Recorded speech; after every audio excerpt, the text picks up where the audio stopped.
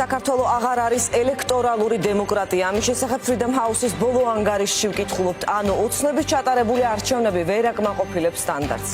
საქართველოს საპარლამენტო არჩევნების შეფასდა როგორც არათავისუფალი, არადემოკრატიული.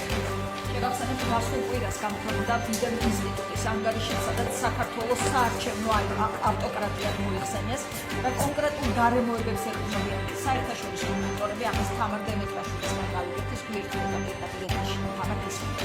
დიახ, საქართველოს ელექტორალური დემოკრატიის მქონე ქვეყნის სტატუსი დაკარგა. Freedom House-ის ანგარიშის მიხედვით საქართველოს ისეთ ქვეყნებს შორის მოხვდა, როგორც ავღანეთი, ბელარუსი, გაბონი, გვატემალა და ასე შემდეგ.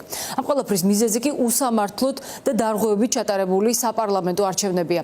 ქართულმა ოცნებამ მმართველობის მე-13 წელს ქვეყანა იმ დონემდე მიიყვანა, რომ დემოკრატიის მინიმალურ სტანდარტსაც კი ვეღარ აკმაყოფილებს და ასეთ პირობებში ხელისუფლების შეცვლის, არჩევნების გზით შეცვლის შესაძლებლობაც კი კითხვის ნიშნის ქვეშ დგას.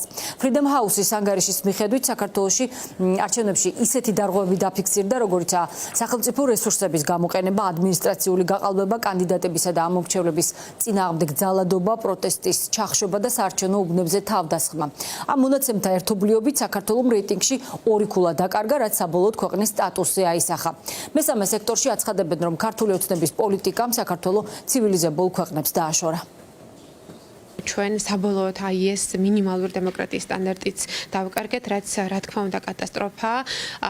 ასეთი შეფასება ქვეყნის რეალურად ქვეყანას მთლიანად უკარგავს ევროინტეგრაციის შანსებს, იმიტომ რომ ქვეყანა, სადაც ელექტორალური დემოკრატიის, ანუ მინიმალური დემოკრატიის სტანდარტები არ არის, მას შეუძლებელია ქონდეს პერსპექტივა, რომ წინ წაიწიოს ევროინტეგრაციის გზაზე. ამიტომაც ძალიან მნიშვნელოვანია იმის გააზრება, რომ საქართველოში დემოკრატიის ნგრევა და ავტორიტარიზმის კონსოლიდაცია, რასაც ქართული ოცნების რეჟიმი მიმართავს, ქვეყანა ევროპეიზაციის გზიდან უკანხევს და პრაქტიკულად სრულ იზოლაციაში აქცევს.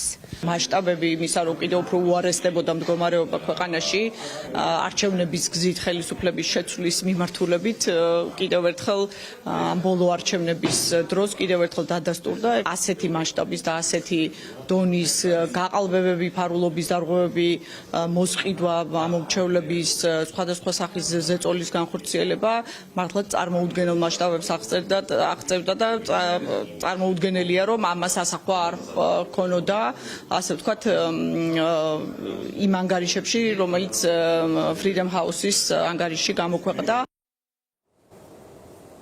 ანგარიში ასევე შეფასებულია საარჩევნო პროცესები იმ 66 ქვეყანაში, სადაც გასულ წელს ჩატარდა არჩევნები, აქედან 27 ქვეყანაში დაფიქსირდა თავდასხმები კანდიდატებზე.